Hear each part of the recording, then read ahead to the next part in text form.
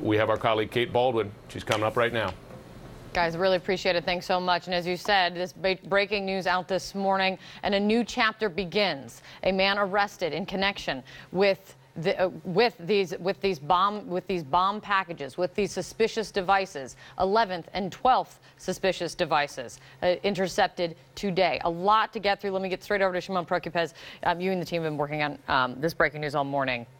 What do we have? What is the very latest on this man? We don't know who he is. We really don't know anything about him. Here's the bottom line, Kate. Since last night, I would say, early last evening, we had heard that there was significant progress had been made and that they believed they had identified someone who was responsible for this, or at least that's their suspicion was last night. That is the authorities. They've been doing a lot of work in Florida the last 24 hours. Certainly once they discovered the sorting facility where some of these packages came through. And it was during that time they discovered what they believed could be a person of interest, a person who could be responsible, and they worked off of that. We know that there is forensic evidence linking him, or at least they believe, or we don't know if it's a him or her, I should say. There is forensic evidence that is linking this person. There may be images that links this person. So they are working with a lot of information. And let's just say, and I'll just tell you in general what happens in these kinds of cases, when the FBI has someone that they believe may be suspected in a crime, they do surveillance. They sit on a person, they conduct surveillance. We know that there was surveillance, there was ongoing surveillance of a person. You know, again, we don't yet exactly know where this person was arrested, but this is all sort of started in the last 24 hours, early yesterday evening. Where they were really focusing in on this facility near Miami. Yeah, and you know, both Evan Perez and I were hearing this yesterday, and obviously, you know, we began working this, and we knew that something significant had happened. That's how we've sort of been explaining it all day, and that they really felt that they made a lot of progress in the last day or so, and so now we have word of this arrest. Obviously, going to be probably a huge relief, I would assume, for a lot of people.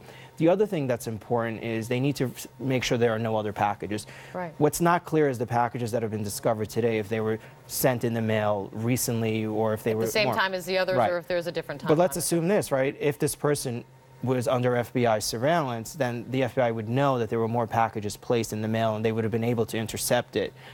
So it's probably safe to say that these packages were not mailed in the last 24 hours. They probably were part of the old group of packages that he sent. Have you been able to get a sense of how long this person's been under surveillance? I have not. I have not even gotten a sense that this person is necessarily under surveillance. But in these kinds of cases, right? But in these kinds of cases, that's what normally happens. Of course. What was the break here?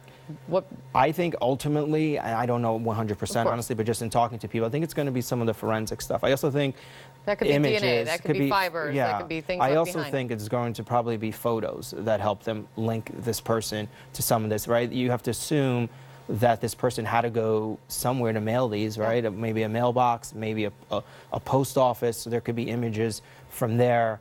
Also, we have become, like law enforcement, you have to think, and just in this country, we have become so good at tracking cell phones. So they could have picked something up and triangulate. They usually do is they look at cell phone sites and they can triangulate cell sites, and they can see if someone's phone was pinging in a certain area. They can use all sorts of methods to try and connect the dots. And it's probably going to be several things, but you know, I suspect there's going to be forensic evidence that ultimately link this person. And also, I think they were just waiting to have probable cause to go ahead and make this arrest. Interestingly enough, the Attorney General was supposed to travel today. He canceled his scheduled trip, probably because of this. So we'll see. Hopefully we'll hear more from folks over at the Department of Justice where this person would ultimately be charged. Do you get is there any sense, obviously question number one is, are there more packages out there? Are there more explosive packages out there? Question two is there anyone else connected? Right, that we don't know. We don't know if this is a larger network, if there's more than one person that was part of this. Are they looking for other people? I'm sure by now the FBI has probably run a lot of that down, because they could, you know, also track this individual's cell phone, and they could see who they're communicating with. There's been a lot of work. I know that FBI agents, since this started, since the first incident, since the Soros package, the Soros on Monday, there's been an FBI team on this for 24 hours. I know that they were working through the night, last night, through the day today, and they waited and they waited. We had heard that there was going to be some movement, and they waited and waited, and finally, for whatever reason, they chose to do it when they did, and finally an arrest has been made. There's so much more to learn, but this is a huge development in a situation of domestic terror, as we have heard from law enforcement officials calling it. I want to go now back to Washington, now, CNN Justice correspondent Evan Perez. Evan, do you have more information? Poppy, we now know that the Justice Department is going to hold a press conference later this afternoon at 2:30. The Attorney General, as Shimon was just mentioning, the Attorney General had some plans today. He canceled them in anticipation that this might happen, and so it appears that the Attorney General will be able to give a lot more details about this investigation, and certainly, as you guys have been pointing out, a huge Kate. I'm sorry, Kate. A lot of things going on in my head. No worries at all, please. And in my ear. So yes, Kate, we expect that the Attorney General would be able to announce a lot more details about what went down, how this arrest was made, or this person in custody now with the FBI. But certainly, as you guys have been pointing out, a huge sigh of relief for everybody involved here, because we knew, as Shimon was pointing out, overnight that they were making some pretty good progress. And even this morning, we were told that we might expect to see some action today, and now I think the Attorney General is going to want to announce this, because this is obviously a huge national importance investigation. Absolutely, Evan. I mean, it's also going to be the first time, I think, that we see the Attorney General speak in a situation like this, right? I mean, I can't think of one. I can't think of one either, and that's going to be certainly interesting. And it's also interesting that it's the Department of Justice announcing this arrest, that it's the spokesperson in a tweet for the Department of Justice. I mean, this goes into the politics of everything, of sort of the climate that we're in. But the Department of Justice here, the spokesperson announcing an arrest, obviously the FBI, the NYPD, and really the police in Miami, and really police across this country, and the Joint Terrorism Task Force, as the assistant director in charge of the New York office here of the FBI said yesterday, this was a coast-to-coast investigation. They moved fast, and really, they were able to learn clues quite quickly. And we can't forget, also in all of this, is the postal inspectors, right? They were key in this, because these items were going through their system. Right. And there are things that they can do that we don't talk about publicly, and they don't talk about publicly, and that they don't tell us. But that seemed to be a key in all of this as well. And, you know, hopefully we'll learn how they crack this case. It's going to be fascinating, I think. And I think, as Evan has pointed out, this guy probably made some mistakes. There's going to be a lot of forensic evidence that helped authorities here. Is it jumping to too early of a conclusion that if you have the Attorney General coming out at 2:30, that they are very confident that you would maybe assume that they'd be pretty confident that this threat is passed? Oh, yeah, yes, perhaps, or yes, that this threat is passed, that they're pretty comfortable that this is the person responsible. Warrants have already probably been drawn. They were probably waiting for the warrant.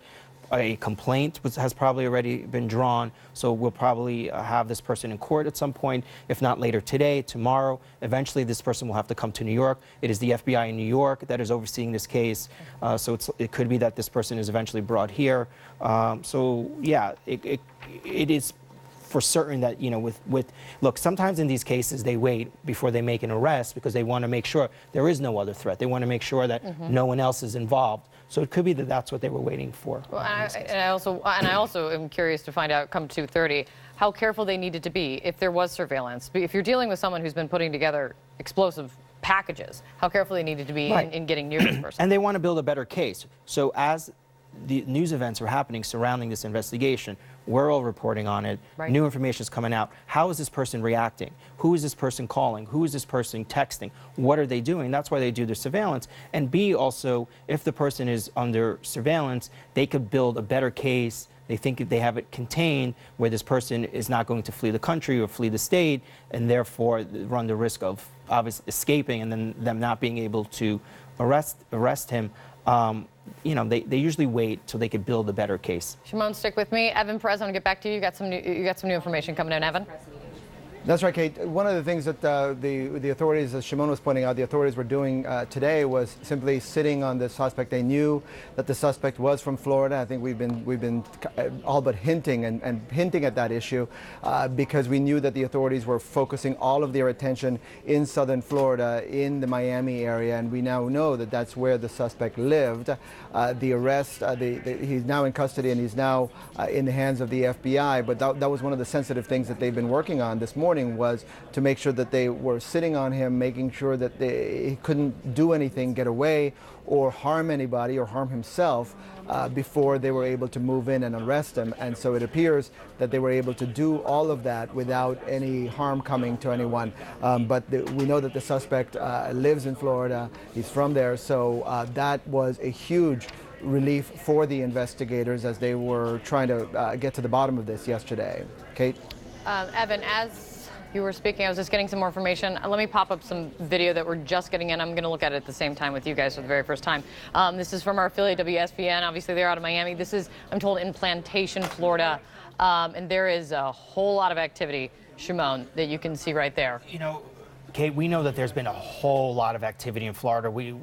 For the last 24 hours outside of the sorting facility, you're seeing, I don't know if that's FBI or if that's local teams. It looks like it's FBI. I think I'm seeing it. So those are the teams. It looks like there's kind of the SWAT teams that go in and make these arrests. They could be serving a search warrant at that home to look for, obviously, evidence. These two areas are both outside of Miami, right? So these are kind of near Miami, outside Miami. Just looking at it, it's about a 30-minute drive from Opelika and to that's Plantation. where I've been told by a source that that's where the arrest was made. That's where this person was from. It was outside of Miami. Okay, so that would jive. I mean, this is Broward County. So. Yeah, that would completely jive. And look, I mean, you have these FBI agents that are there on scene in this heavily armed gear with protective gear. So this, of course, there's a palm tree right in the way that we can't see, but it looks like that's some kind of a tow truck that they're.